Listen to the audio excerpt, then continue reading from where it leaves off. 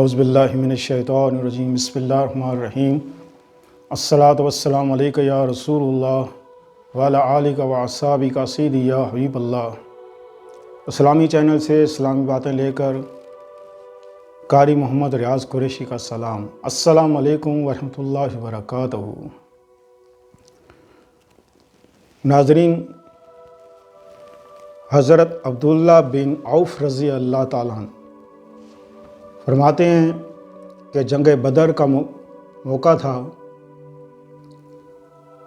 کہ میرے دائیں اور بائیں دو بچے کھڑے تھے۔ میں نے سوچا کہ کاش کہ میرے دائیں بائیں کوئی جانباز سپاہی کھڑے ہوتے تو میرے لیے بہت آسانی ہوتی۔ مزید اچھی ویڈیوز دیکھنے کے لیے آپ ہمارے پیج کو لائک کریں، سبسکرائب کریں اور بیل آئیکن پہ کلک کریں۔ اگر آپ ہم سے کانٹیکٹ کرنا چاہتے ہیں تو ہمیں انسٹاگرام پر فالو کریں۔ ابھی آپ یہ سوچ رہے تھے کہ اس میں سے ایک بچہ آپ کا بازو پکڑتا ہے۔ وہ بچہ نے کہا، کیا تم ابو جہل کو پہچانتے ہو؟ اس نے کہا، ہاں میں پہچانتا ہوں۔ اس نے کہا کہ میں نے سنا ہے کہ ابو جہل آپ حضور صلی اللہ علیہ وسلم کی شان میں گستاخی کرتا ہے۔ قسم ہے مجھے اس ذات کی، آج میں جب اس کو مار نہ لوں تھموں گا نہیں۔ دوسرے بچے نے بھی بازو پکڑ کر یہی کہا۔ میں حیران ہو گیا۔ حضرت عبد الرحمن بن عوف فرماتے ہیں کہ میں یہ سوچ ہی رہا تھا کہ سامنے سے ابو جہل آ گیا۔ میں نے ان بچوں سے کہا کہ وہ سامنے ابو جہل کھڑا ہے۔ وہ دونوں بچے نہ آؤ دیکھا نہ تاؤ دیکھا، ابو جہل پر ٹوٹ کے پڑے۔ ابو جہل گھوڑے پر سوار تھا اور دونوں بچے پیدل تھے۔ ایک بچے نے گھوڑے کو پر وار کیا اور دوسرے بچے نے ابو جہل کی ٹانگ پہ وار کیا۔ ابو جہل گھوڑے سے نیچے گرا۔ جیسے ہی گھوڑے سے نیچے گزرا تو دونوں بچوں نے یک مشت حملہ کیا، بازو کاٹ دیے، یہاں تک کہ ان دونوں بچوں کو یہ گمان ہوا کہ یہ ابو جہل ختم ہو گیا۔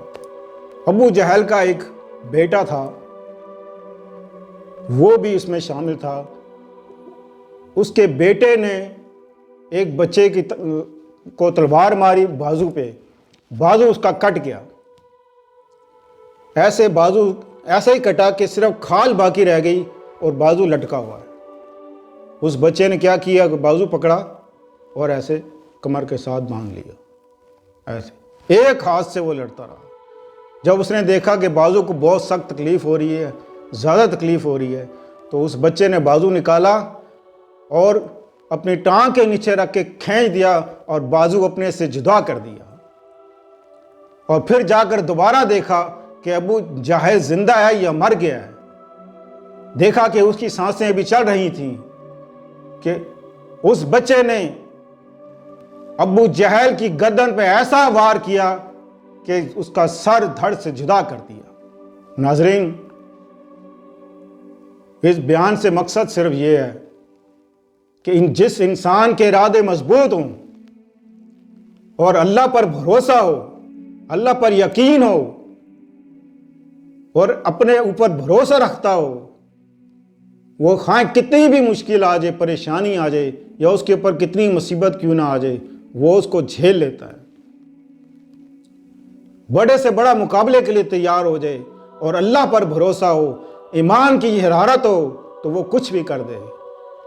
آج بھی آپ لوگ ارادہ کریں کہ ہم نے 5 وقت نماز پڑھنی ہے، روزے رکھنے ہیں، ہم نے تقوی پر روزے رکھنے ہیں، ایمان پر روزے رکھنے ہیں، تراویح پڑھنی ہے۔ یہ آپ ارادہ کر لیں، انشاءاللہ عزیز اللہ پاک آپ کی مدد کرے گا۔ آپ کو اللہ پاک اتنا ہی ثواب دے گا اور اس سے بڑھ کر ثواب دے گا جتنا اس نے ابو جہل کو مار کر ثواب حاصل کیا۔ کیونکہ انسان کو مارنا جہاد اور اپنے نفس کو مارنا بڑا جہاد۔ صلی اللہ تعالیٰ خیر خلقہ محمد و آلہ صحابہ اجمعین برحمتک یا ارحم الراحمین۔